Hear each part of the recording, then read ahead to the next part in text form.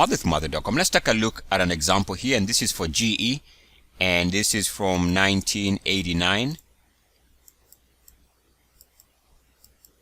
to about 1995, and what we're going to be discussing here is negative divergence versus RSI 50 support. So might notice here that there was an improvement in prices over a period of months, but this came with the RSI making a lower high. So definitely that is a negative divergence. So of course you'd expect there to be a pullback, and yes, there was a pullback, but you'll notice the pullback was not just straight down, it was sideways on the way down. So yes, you get a pullback after that negative divergence, but notice what happens here. What stops the pullback is the RSI 50 support. In fact, let me go back one step, and we can see here we went below 50 and back above it with what looks like to be uniform action, which corresponds with the lows there. So what the market was pretty much doing was again confirming RSI 50 support on the monthly, which is what stopped the slide. Now you'll notice again we go to an improved high here intraday and also on a monthly closing basis, which actually continues our negative divergence situation here. We make another lower high. So that again was another negative divergence. Now you'll notice we don't really drop, and the reason again might be explained in my opinion. So we get this sideways action, no drop, even though we did get negative divergence. And of course the negative divergence I'm talking about is where we go higher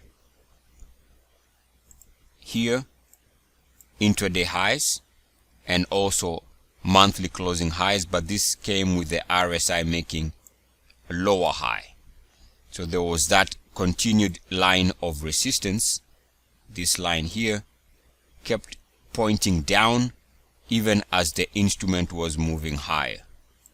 So that is definitely another negative divergence during this high, but we don't get any serious pullback is the point I'm trying to make. And it could be because we never even come to test the RSI 50. And now you'll notice what happens is now there was a change, because what was the resistance line here became an entry line. The market broke out, corresponding with a price breakout, which also corresponded with movement above the prior closing high on a monthly basis. So that breakout was now different because there was an improvement on the RSI, and of course we start seeing this uptick. Something else you can notice here is that even after we pull back, the pullback really is not that damaging to the stock because of RSI 50 support. RSI 50 support. So clearly we can see that even when you have a sell signal, the selling is not serious as long as you end up having some type of support above the RSI 50. So RSI 50 support seems to stop any type of serious selling that can take place even during a pullback. eric.mother.com. As always, good luck, peace, and blessings. ESC. Woo!